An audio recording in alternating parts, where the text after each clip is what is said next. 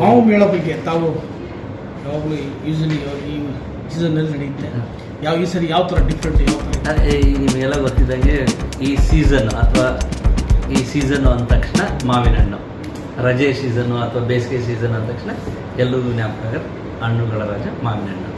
So ಮಾವಿನ ಹಣ್ಣಿಗೆ ನಮ್ಮ ಸ್ಟೇಟ್ಗೆ, ನಮ್ಮ ರಾಜ್ಯಕ್ಕೆ ವಿಶೇಷವಾದ ಸ್ಥಾನ ಇದೆ. ಅಲ್ದು ಉತ್ತರ ಪ್ರದೇಶ, ತೆಲಂಗಾಣ, ಮಹಾರಾಷ್ಟ್ರ ಮಾವಿನ ಹಣ್ಣು ಬೆಳೆದ್ರು ಸಹ ನಮ್ಮ ರಾಜ್ಯದ ಮಾವಿನ ಹಣ್ಣಿಗೆ ಭಾಳ ವಿಶೇಷವಾದ ಸ್ಥಾನ. ಅದರಲ್ಲೂ ನಮ್ಮ ರಾಜ್ಯದಲ್ಲಿ ನೀವು ಜಿಲ್ಲೆವಾರು ತಗೋಬೇಕಾದ್ರೆ ಕೋಲಾರ ಜಿಲ್ಲೆಯಲ್ಲಿ ಶೇಕಡವಾರು 60% ಅಷ್ಟು ಮಾವಿನ ಹಣ್ಣು ಬರುವಂಥ ಜಿಲ್ಲೆ.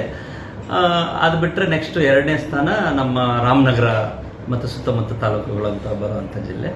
ಅದು ಬಿಟ್ಟರೆ ನಾರ್ತ್ ಕರ್ನಾಟಕದಲ್ಲಿ ಬರುವಂಥದ್ದು ವಿಶೇಷ. ಸೊ ನಿಮ್ಗೆ ಗೊತ್ತಿದ್ದಂಗೆ ಮಾವಿನ ಹಣ್ಣು ಆಲ್ಟರ್ನೇಟ್ ಫ್ರೂಟ್ ಬೇರಿಂಗ್ ಕ್ರಾಪ್. ಅಂದರೆ ಈ ವರ್ಷ ಚೆನ್ನಾಗಿ ಬರುತ್ತೆ, ಒಳ್ಳೆ ಹೂವು ಬಿಡುತ್ತೆ, ಮುಂದಿನ ವರ್ಷ ಕಡಿಮೆ ಹೂವು ಬಿಡುತ್ತೆ. ಸೊ ಹಾಗಾಗಿ ಈ ಸಲ ತುಂಬಾ ಹೂವು ಬೆಳೀತಾರೆ. ಹೆಂಗೆಂದರೆ ಕಂಗೊಳಿಸ್ತಾ ಇತ್ತು, ಹೂವು ತುಂಬ ಚೆನ್ನಾಗಿ ಬಂದಿತ್ತು. ಏನಪ್ಪ ದೇವರೇ, ರೈತರಿಗೆ ಈ ಸಲ ಹೋದ ಸಲ ಏನೋ ಸ್ವಲ್ಪ ಲಾಸ್ ಆಯಿತು, ತೊಂದರೆಗಳಾದವು. ಈ ಸಲ ಒಳ್ಳೆ ಫಸಲು ಬಂತು, ರೈತರಿಗೆ ಒಳ್ಳೆ ಬೆಳೆ ಬಂತು, ಒಳ್ಳೆ ಬೆಲೆ ಸಿಗುತ್ತೆ ಅನ್ನೋ ನಿರೀಕ್ಷೆಯಲ್ಲಿ ನಾವೆಲ್ಲರೂ ಇದ್ವಿ, ಅಧಿಕಾರಿಗಳೆಲ್ಲ. ನಾವು ಸಾಕಷ್ಟು ನನ್ನ ಬೋರ್ಡ್ಗೆ ಸೆಪ್ಟೆಂಬರ್ ಅಕ್ಟೋಬರ್ ಬಂದಾಗಲಿಂದನೂ ಇಡೀ ಕರ್ನಾಟಕ ಹೆಚ್ಚು ಕಮ್ಮಿ ಮಾವು ಎಲ್ಲೆಲ್ಲಿ ಬೆಳೀತಾರೆ ಎಲ್ಲ ಜಿಲ್ಲೆಗಳಿಗೂ ನಾನು ಟ್ರಾವೆಲ್ ಮಾಡಿ ಅಲ್ಲಿ ಟೆಕ್ನಿಕಲ್ ಸೆಮಿನಾರ್ಸು, ನಮ್ಮ ಟೆಕ್ನಿಕಲ್ ಟೀಮು, ಟೆಕ್ನಿಕಲ್ ಅಡ್ವೈಸರ್ಸು, ನಮ್ಮ ಟೆಕ್ನಿಕಲ್ ಆಫೀಸರ್ಸ್ನ ಕರ್ಕೊಂಡು ಅಲ್ಲಿ ಸೆಮಿನಾರ್ಸ್ ಮಾಡಿ, ವರ್ಕ್ಶಾಪ್ಸ್ ಮಾಡಿ, ಎಲ್ಲ ಅವೇರ್ನೆಸ್ ಎಲ್ಲ ಚೆನ್ನಾಗಿತ್ತು. ಯಾವಾಗ ಟೈಮ್ ಸ್ಪ್ರೇ ಕೊಡಬೇಕು. ಆ್ಯಕ್ಚುಲಿ ನಾವು ಪ್ರಕೃತಿನ ಅಥವಾ ಬಾಹ್ಯಾಕಾಶನ ಅಥವಾ ಎನ್ವೈರ್ಮೆಂಟ್ನ ಎಷ್ಟು ಚೆನ್ನಾಗಿ ನಾವು ಪ್ರೀತಿಸ್ತೀವೋ, ಎಷ್ಟು ಚೆನ್ನಾಗಿ ನೋಡ್ಕೊಂತೀವೋ ಅದು ನಮ್ಮನ್ನು ಅಷ್ಟೇ ಪ್ರೀತಿಸ್ತದೆ. ಹವಾಮಾನ ವೈಪರೀತ್ಯ ಆಯಿತು, ಮಾವಿನ ಹಣ್ಣಿಗೆ ಒಂದೇ ಎಲ್ಲ ತೊಂದರೆ ಆಗೋದು ಬೇಸಿಗೆ. ಹೀಟ್ ವೇವ್ಸಿಂದ ಮಕ್ಕಳಿಗೆ ಹೆಚ್ಚು ಕಡಿಮೆ ಆಗ್ತದೆ, ವಯೋವೃದ್ಧರಿಗೆ ಹೆಚ್ಚು ಕಡಿಮೆ ಆಗ್ತದೆ. ಹೀಟ್ ವೇವ್ಸಿಂದ ಎಷ್ಟು ಜನ ಸಾಯ್ತಿದ್ದಾರೆ. ಸೊ ಹಾಗಾಗಿ ಕೃಷಿ ಅನ್ನೋದು ಒಂದಕ್ಕಿಂತ ನಮ್ಮ ಜೀವನಕ್ಕೂ ತೊಂದರೆ ಆಗ್ತಾ ಇದೆಯಲ್ಲ. ಸೊ ಹಾಗಾಗಿ ನಮ್ಮಲ್ಲಿ ಅವೇರ್ನೆಸ್ ಕ್ರಿಯೇಟ್ ಆಗಬೇಕು, ನಮ್ಮಲ್ಲಿ ಆ ಮೈಂಡ್ ಸೆಟ್ ಇರಬೇಕು, ನಮ್ಮ ಪ್ರಕೃತಿ, ನಮ್ಮ ಜಲ, ನಮ್ಮ ನೆಲ ನಾವು ಕ್ಲೀನಾಗಿ ಇಟ್ಕೋಬೇಕು ಅಂತ. ನಾವೇನಾಗ್ಬಿಟ್ಟಿದ್ದೀವಿ, ದಿನನಿತ್ಯ ಓಡಾಟ, ಅಂದರೆ ಒಂಥರ ಮೆಕ್ಯಾನಿಕಲ್ ಲೈಫು. ಬೆಳಗ್ಗೆ ಎದ್ದರೆ ಸಾಯಂಕಾಲ ತನಕ ಜೀವನ ನಡಿಬೇಕಲ್ಲ.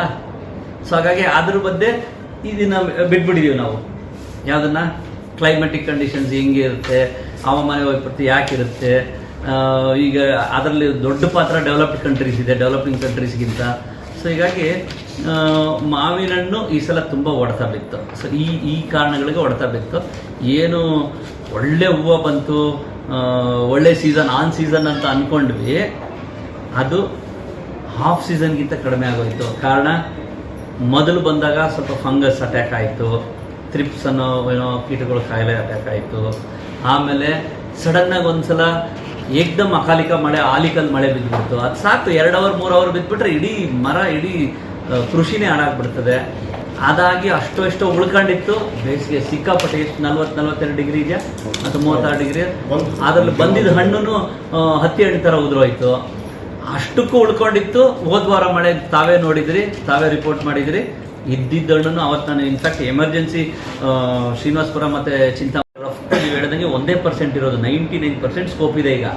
ಸೊ ನಮ್ಮ ರೈತರಿಗೆ ಒಳ್ಳೇದಾಗಲಿ, ನಮ್ಮ ರಾಜ್ಯಕ್ಕೆ ಒಳ್ಳೇದಾಗಲಿ, ದೇಶಕ್ಕೆ ಒಳ್ಳೇದಾಗಲಿ ಅಂತೇಳಿ ಸಂಪೂರ್ಣವಾಗಿ ನಮ್ಮ ಡೈರೆಕ್ಟ್ರು, ನಮ್ಮ ಸೆಕ್ರೆಟರಿ ಅವರು, MD ಅವರು, ನಾನು ಕೆಪೆಕ್ನ ಏನೋ ಸಂಸ್ಥೆ ಅಧಿಕಾರಿಗಳು, ಅಧ್ಯಕ್ಷರನ್ನು ಕರ್ಕೊಂಡೋಗಿ ಪೂರ್ತಿ ಒಂದು ಸ್ಟಡಿ ಟೂರ್ ಮಾಡಿ ಅದ್ರ ಬಂದು ಈಗಾಗಲೇ ಸರ್ಕಾರಕ್ಕೆ ಪ್ರಸ್ತಾವನೆಯನ್ನು ಸಲ್ಲಿಸಿದ್ದೀವಿ. ಅದು ಈಗ ಸರ್ಕಾರದ ಮಟ್ಟದಲ್ಲಿ ಆಗಬೇಕು. ಯಾಕೆಂದರೆ ಯುರೋಪಲ್ಲಿ ಮತ್ತು UK ತುಂಬ ನೀವು ಹೇಳ್ದಂಗೆ there is lot of dearth for mangoes. ಅಲ್ಲಿ ಪಾಪ ಈ ಥರ ಸ್ವೀಟ್ ಮ್ಯಾಂಗೋಸ್ ತಿಂದೇ ಇಲ್ಲ. ಇನ್ಫ್ಯಾಕ್ಟ್ ಆ್ಯಕ್ಚುಲಿ ಈ ಸಪ್ರೇಟಾಗಿ. ಸೊ ಅದು ಸೀಸನ್ ಬಂದು ಜೂನ್ 1ರಿಂದ ಜೂನ್ 30 ಇರುತ್ತೆ. ಆ ಪ್ರೀಮಿಯಂ ಮೊತ್ತ ತುಂಬಕ್ಕೆ, ನಾವು ಹೆಂಗೆ ಪ್ರೀಮಿಯಂ ಮೊತ್ತ ನಾವು ಲೈಫ್ ಇನ್ಶೂರೆನ್ಸ್ ಆಗಿರ್ಬೋದು ಯಾರಾದ್ರು ಕೊಡ್ತೀವಿ, ಆ ಪ್ರೀಮಿಯಂ ಮೊತ್ತ ತುಂಬೋದಕ್ಕೆ ಜೂನ್ 1ರಿಂದ 30 ಇರುತ್ತೆ. ಸೊ ಅವಾಗ ಆ ಟೈಮಲ್ಲಿ ನಮ್ಮ ರೈತರು ತುಂಬಿಡ್ಬೇಕು ದುಡ್ಡು. ಅವ್ರಿಗೆ ರೈತರಿಗೆ ಎಷ್ಟು ಮಾಡಿದ್ವಿ, ಫಾರ್ ಎಕ್ಸಾಂಪಲ್ 40,000 ಇದೆ ಸ್ಕೇಲ್ ಆಫ್ ಫೈನಾನ್ಸ್ ಪ್ರಕಾರ. ಮಾವು ಬೆಳೆ ಕಲ್ಟಿವೇಷನ್ 40,000 ಇದ್ದರೆ ಅದು 5% ಅಂದರೆ 2,000 ಪ್ರೀಮಿಯಂ. ಅದು ತುಂಬಿಟ್ರೆ ಅವ್ರಿಗೆ ವಿಮೆ ಯೋಜನೆ ಕವರ್ ಆಗುತ್ತೆ. ಅವಾಗ ಏನು ಮಾಡಿರ್ತೀವಿ, ಟರ್ಮ್ ಶೀಟ್ಸ್ ಅಂತ ಮಾಡ್ತೀವಿ. ಅದೇ ಅದು ಕನ್ಸರ್ನ್ JD, ಯಾವ ಕೋಲಾರ ಆಗಿರ್ಬೋದು, ರಾಮನಗರ ಆಗಿರ್ಬೋದು, ಧಾರವಾಡ, ಆ JD ಅವರು ಸೈಂಟಿಸ್ಟ್ ಜೊತೆ ಕೂತ್ಕೊಂಡು DC ಅವರ ಅಧ್ಯಕ್ಷತೆಯಲ್ಲಿ ಮತ್ತು ರೈತ ಪ್ರತಿನಿಧಿ ಮಾವು ಬೆಳೆಗಾರರ ಜೊತೆ ಕೂತ್ಕೊಂಡು ಯಾವ್ಯಾವ ಟೈಮಲ್ಲಿ ಮಾವಿಗೆ ಪ್ರಕೃತಿ ವಿಕೋಪದಿಂದ ಲಾಸ್ ಆಗುತ್ತೆ ಅದನ್ನು ನಾವು ಟರ್ಮ್ ಶೀಟ್ಸ್ ಅಂತ ಹೇಳಿ ಮಾಡಿರ್ತೀವಿ. ಈ 40,000 ಡಿವೈಡ್ ಮಾಡಿರ್ತೀವಿ ಎಲ್ಲ ಕಡೆ. ನವಂಬರಲ್ಲಿ ಹೂ ಕಚ್ಚುತ್ತೆ, ಆ ಟೈಮಲ್ಲಿ ಸಿಕ್ಕಾಪಟ್ಟೆ ಚಳಿ ಉದ್ಬಿಟ್ಟು ಹೂವೆಲ್ಲ ಉದುರೋಗ್ಬೋದು. ಅಥವಾ ರೋಗ ಬಂದು ಉದುರೋಗ್ಬೋದು. ಆಮೇಲೆ ಜನವರಿ ಫೆಬ್ರವರಿ ಮಾರ್ಚ್ ಸೀಸನಲ್ಲಿ ಸಿಕ್ಕಾಪಟ್ಟೆ ಬಿಸಿಲು ಬಂದ್ಬಿಟ್ಟು ಕಾಯಿ ಉದುರೋಗ್ಬೋದು. ಆಮೇಲೆ ಏರ್ ಸ್ಟಾಕ್ ಅಂದರೆ ಆಲಿಕಲ್ ಮಳೆ ಬಿದ್ದು ಕಾಯಿ ಡ್ಯಾಮೇಜ್ ಆಗ್ಬೋದು. ಈ 40,000 ಹಂಗೆ ಸ್ಲ್ಯಾಬ್ ಇದರಲ್ಲಿ ರೈತರಿಗೆ ಪ್ರೀಮಿಯಂ ಮೊತ್ತ ಬರಬೇಕು.